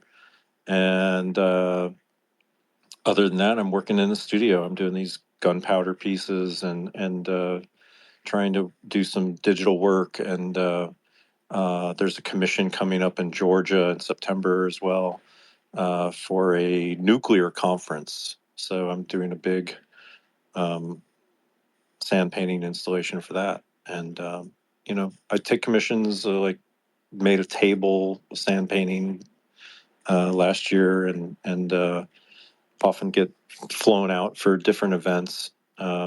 Earlier this year, I was in Portland for a video shoot, and so just chugging along, trying to keep keep making new work and bring it out there. It's just finding the audience is always the challenge. Always, always. Is it what took you to gunpowder? I know it's similar. Is it sim? I'm assuming it's similar to sand, but and feels very grid oriented and aligned with many of the things you said. Is that what led you to gunpowder? Anything else you can tell us about venturing It into was, I that? think it was more the ephemeral aspect of it's here and then it's Are gone. you lighting this on Eh, fire? Is it? It goes Yeah, up. Okay. All right. All right. Okay. Now I get it. Okay. Okay. Okay. So you do the whole and thing and then then you and light it then on there's fire. a mark of ash left on the either wooden panel or paper, which is then I just spray with a fixative and it keeps it intact. It's very fragile, very, you don't want to put your finger on it. I hung some up at Art Basel a while back and people all wanted to touch it. I was like, stop. Because it's literally just a little ash. It's just ash that's left and it burns a little bit into the paper or the panel. and it's just this fuzzy ash on top. And so it's just the idea of like ultimately it's ephemeral and it's so fragile. And to me, it's a metaphor of life, is like life is fragile, and and the fire brings in other metaphors and just different thoughts about fire and explosive material. And so make of it what you will. I'll tell you, I love that you evolved from sand to gunpowder because, like, sand is, of course, wind will blow it away, but the gunpowder of being able to be lit on fire adds another element to your creations, ephemeral creations, that really takes it to the next level. Like it's like the pinnacle level. Especially like gunpowder. It's a crazy medium, Joe. It's It, amazing. I mean, it's really special. it's fun. It's like like you need, like, it takes a lot of experimentation to get it to work properly. Um, And you're buying and gunpowder by the barrel. What? How do you find it's like gunpowder? it's like in a little plastic jar. Um, little plastic jar will last a long time. And I'm not sure if I got the same gunpowder as I did the last time, which worked really well. And I tried one this past week, and it like second I lit it, it just went whoosh, and just I've done them where they're kind of slow burn before, and they kind of burn across the image, and this one just ignited and kind of blew up all at once. And I had the camera hovering above it, and all this residue from the gunpowder went onto the lens and stuff. Like, well, feeling like Wile E. Coyote doing experiments. We're gonna open it up to Eddie here with a question. King Ed, thanks for joining us today. How are you? Hey, what's good, guys? It's still morning over here on the West Coast, Good so morning. good Hey, morning, yeah, amen. GM. GM. Yeah, hey, the gunpowder stuff is cool too. I mean, it's like you're an artist and you need to handle this carefully no matter what because it's literally gunpowder. So be careful. Only experts can operate in this field. Do not try this at home. And I'm looking at all your artwork, Joe, and just very thankful that you pulled up to our event. And it's just great to meet you too, as Joe Mangrum instead of Poncho. And then RIP to Papa, to Poncho the first, because that's just, I was like, as soon as I heard that, I was just like, oh, that makes sense. And I'll probably end up doing something like that for my pups and stuff when they're gone. Definitely immortalize them inside of something. That's awesome. My question for the great artist is in regards to the ephemeral sand paintings. What inspires like your choice of patterns? Are they more like improv, or are they like intentional symbolism? Uh, they're they're built out of a whole library of symbols that I've created over 30 years, but when they're executed, they're improv. Like, I don't preconceive what a piece is going to look like prior, but I've used, circuitry and DNA. And so there's, like, I describe it as kind of like a guitarist has certain riffs that they use in their solos, right? And that's just an accumulation of riffs that I've created to represent these, different aspects of, you know, like biology can be an overall feeling of like a sea anemone, or there's Venus flytrap references. There's very oceanic creature references a lot. Tentacles. There's I feel DNA strands. Do you feel like people get their own because symbols are just so, like they're kind of subconscious? They're Do you vague. They're vague, and uh, they mean different things in different cultures around the world too. Um, which is why I never, you know, like, it's a feeling of technology, a feeling of uh, industry, or electrical pulse, or um, anything, you know, flowery or whatever that comes into it. Yeah, I definitely get that vibe from it. Like my own personal reflection of looking at your art is definitely like in the digital side. And I don't know if that's just because I have this bias that I know Poncho, you know. So I'm like when I see it, I'm like, oh, is there's like some atomic undertones too. Like I definitely see some sort of like uh I don't even know how to explain it, but like more like under the microscope, more like either so Yeah, micro or like really macro. Like I'm just it's a lot and I like really like the art, bro. Yeah, microscopic organisms. exactly. DNA. It's Yeah. about just stating that idea within the grid of New York City is making that life form that grows up through the crack of the sidewalk. That sort of idea. Hell yeah.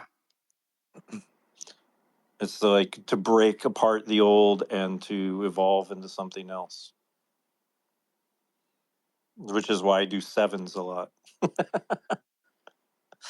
Not only is it like seven harder to do in symmetrical form, but it breaks that rule of nature that I talked about earlier with the snowflakes. Like snowflakes are six sided. But if you do seven, what does it mean? It's like just taking it a step further and like trying to push some type of hybridization. A lot of the titles for my permanent works, I generally don't title sand paintings because I've done so many of them, and it just to keep them uh, ordered, I just put the date and the place on them. But unless it's a special exhibit or something, that I usually don't title them. But I titled my permanent works in terms of juxtaposing disparate uh, species. A lot of times it'd be like an oceanic creature with a desert flower, or just splitting like a hybrid uh, sort of Hybrid evolution, environments. Yeah. evolution of species in terms of the Darwin whatever. It's like, where do we evolve through all this technological advancement, and how does the species fall into it, and or do we mutate in terms of the larger timeline due to all the influence of you know exterior factors of technology, or climate crisis or whatever you know You know, you've had like a long list of awards and achievements, and you've been a lot of places, you've done a lot of things, you've seen a lot, and I guess for like an artist who I feel like a lot of people think of themselves as artists, whether it be they're a writer or they're creating content or they're building a product. A lot of people can relate to just the struggle of being an artist, and like I know you talked a little bit about it, but like, what was the hardest part of like being like a hungry artist, like a starving artist? Like, what's the hardest part of like do like before you have a name, before you're recognized? Where like what's the biggest struggle there? um well, until you get to a point where you can make money off your art, to survive, then you have to work that second job. And I think that can be disruptive to your practice, because I think being an artist is something that like is in you every day, and you have ideas, whether or not they get executed onto paper or manifest themselves into some sort of painting or real artwork. It's also mental notes and like research or reading, or a lot of art is 90% thought process and 10% execution. And it's keeping the flow focused on what and I think any young artist, one of the most important things that I could tell a young artist is that, like, the most important thing about being an artist is knowing who you are, and then um, being able to have a voice of your own to express ideas that are truly your own. And then the challenge of being an artist within that is to find the medium and ways of presenting your work that resonate and orchestrate into the the style that both like builds on your voice but also expresses it in a medium and a format that gets it across to a larger audience. And that unique voice is what's going to resonate with everybody, is because you've tapped into your own humanity to express an idea that's truly your own, and then it resonates with the rest of humanity because of that. It's not that you're trying to replicate another artist or another idea, We lost you, Joe. and you flip from one. It always You're happens. there. You're Can you hear me breaking now? up. You're breaking up pretty. Yeah, you digitally, but we got most of Okay. that. So it's about you know orchestrating the medium, the message, and the voice.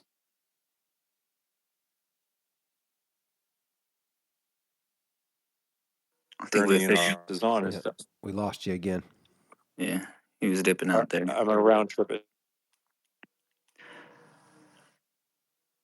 No, yeah, but I think we did get most of that, like you were saying. So, but yeah, I mean, thanks again, Joe. Appreciate you. Can't wait to see these books too. See, you got some stuff cooking. No pun intended. I actually did. I actually was able to try Chef Poncho's. Tell him that lasagna was fire. Well, you hear Brittany in the background. The lasagna was fire. Let's go. Amazing. Can you guys hear me now? Yes. Yeah, we can hear you, Joe. Or maybe we can't. Well, you're muted, so Okay. he's on mute. But maybe he'll be back in just a second. But yeah, hey Joe, can you hear me? Thanks for answering my questions, bro. I appreciate it. Thanks for coming up. Yeah. Joe, we still got you. Are you there? Yeah, I'm here. Okay, cool. Thank you, Ed. Very, very great question. As always, you're such a good speaker. Joe, we got a little rapid fire segment we do at the end of our NFTV episodes. It's 7 or 8 questions, maybe 9. We'll see. But just rapid fire. And if you want to pass on one, no problems at all. Just going to ask you some questions, and don't take too long to answer. We're trying to get the first one that comes to your mind. So, favorite artist of all time? No, not musician. Artist, writer, painter, fine artist. Fred Tomaselli. Favorite band or musician of all time?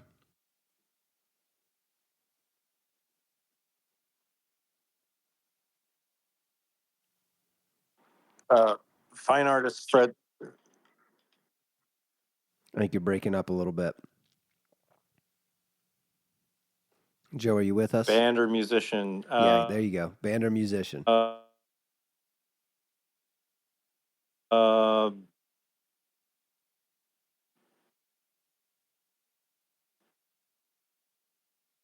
Beck or the. Yeah, I can hear it. Favorite movie? Beck. Beck. Okay, favorite movie. Sorry.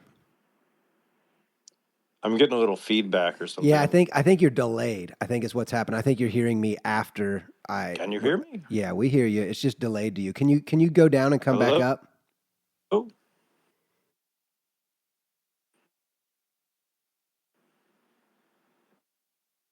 You there?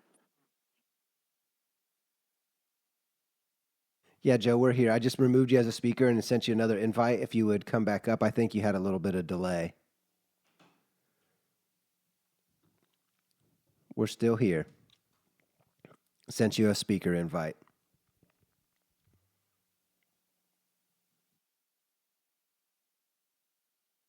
It's definitely Spaces. It's not Sandman. No, I it's agree. for sure Spaces. Yeah, it's always Spaces. It's always Elon. Yeah, it sure is. I love that we all trust. We're like, yeah, autonomous driving is going to be here, but we can't get a space to work. We can't get audio recordings and like simple telephone level connection between two phones in 2025, but we're like, yeah, the cars are going to drive themselves everywhere with snow on the. He literally has Starlinks and satellites going around Earth, and we can't get spaces to connect. That's crazy. Uh-huh. We'll give Joe a sec. I think he's going to come back. I hope he does come back. But I mean, You this got is me? there. You are. Yes, King. We got you. Can talk to us again? That was rugging. I know it is. What they ought to call these is So just rugs, not spaces. They should just be back rugs. Apocalypse Now. Great, great. Okay. Favorite TV show? Uh, Breaking Bad. Ooh, I like that one. All right. Where is the best cuisine that you've experienced in the world? Uh, Italy. Where is what's your favorite restaurant in NYC? And follow up, I would like to know your favorite restaurant in SF as well. Ooh. Uh, I think Perry Street in New York, if you're gonna go all out, is a great little place. Um, San Francisco. Oh man, there used to be a Vietnamese place. Not even sure if it's the man. I can't even remember. Puerto Alegre, Love best it. wet burrito in the Mission. Bitcoin price 2040. 2040, uh, 600,000. Love that. Amen. Let's go. 600,000. We'll take it. King Joe, it has been an absolute honor and pleasure to host you today. And would love to have you back on the show anytime you want to promote anything. You are more than welcome to join us. And anything that we can do for you and extend promo wise, just drop us a DM and let us know. We are happy to help.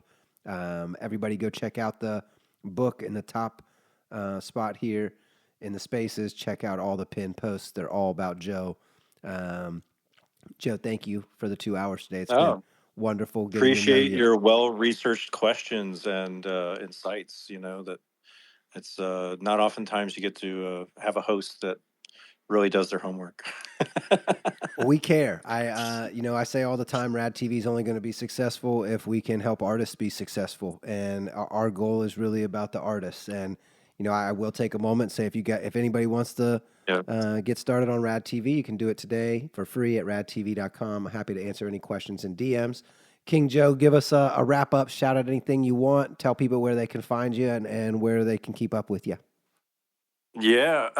Thank you so much, Eddie, Brittany, Carrie, Quasar, Benny, Katie, a few other Zach Tuku, and all the other listeners. Lightning Forge, don't know them, but yeah, thanks all for joining.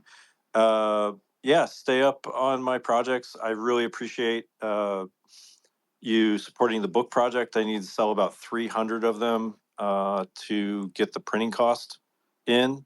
So if you know anybody that you want to give gifts to or whatever, contact me. If you want to buy a bulk bunch of them, I can give a little discount. But they're all on Ape Chain right now. And many of my other links are Linktree. There's interviews in my Linktree that is worth checking out. I did a whole symposium in Madison, Wisconsin last year. And yeah, just buy work and get people interested in physical tied blockchain experiences. Real, the promise of blockchain is here to do it, but it's not had its moment. Photography had its moment. Other generative arts had their real world assets and paintings. I've got a bunch of them, and they're all getting tied to blockchain provenance, and I think it's a real special way to move forward and identify what's happened with an artwork and who's had it and where it's been exhibited, and um, just there's gallery systems that are doing it with Art Curl, but they're Art Basel, and it's a very exclusive platform that's like $400 a month to be a part of. And I was like, I'm just going to do it myself because I don't have a gallery. But yeah, love, questions. If you have any questions, DM me. I'm happy to answer. And thank you all for coming. Thank you, King Joe's wonderful to learn more about your experience, and I look forward to inviting you back on. Maybe we can get you when you get closer to the book being out. We can have you back on and learn even more about your journey. Thank you very much for joining Yeah. us. Um, My I, wife's nickname, real quick, is she's the Queen Bee, and I am Joe let's King. go. Let's go. Yeah, you are. Yeah, I'll tell you, King Joe and his queen, and R.I.P. Poncho. We just got our pup of 18 years. She came home yesterday, cremated. We put her down 10 days ago, and it was not awesome. End of an era for us. Had three pups for 18 years, so I totally resonate with giving that name to your NFT to live on. I actually have a shib um, on ETH that you could name them when they first dropped, and I named mine Benny. His name's Bentley, but still, it's like one of the only NFTs I haven't ever thought about flipping, and I feel that energy so much, King. I love what you're bringing to the world, and we're grateful to have you, Joe. Thank you for creating and sharing with us the way you have, and my King, keep going. Yeah. I was just posting a picture of Poncho in the comments. Amazing. Yes. Let's see. I'm pulling it up right now. I got to see right now. Oh, I got it now. Oh, he's so cute with the derp tongue. I see you. Oh my gosh. Amazing, Poncho. Amazing. Thank you for sharing. Awesome. Yeah, yeah, yeah. He had his own sailor suits and his monkey pajamas and everything, so it just seemed appropriate for him to transition into a Web3 ape. Live forever that way and in memory always. So, um, King Joe, thanks for sharing with us the way you have. And we look forward to continuing to supporting you on your journey. Have a great weekend and happy Friday, everyone. Thank you for tuning in. Go follow Joe everywhere and support his book. It's top of the space here. Click through those links and go pick up one of those books so he can get those printed. Everybody, thank you for tuning in. My name's Cameron. Have a wonderful Friday and a great weekend. Keep creating. You're right on time. We'll see you out there. Stay rad. Join a revolution, set your content free. Every device, so everywhere. Rad TV beyond compare. Stream and dreams will live in large. Get your stream pass NFT, take charge. Rad TV,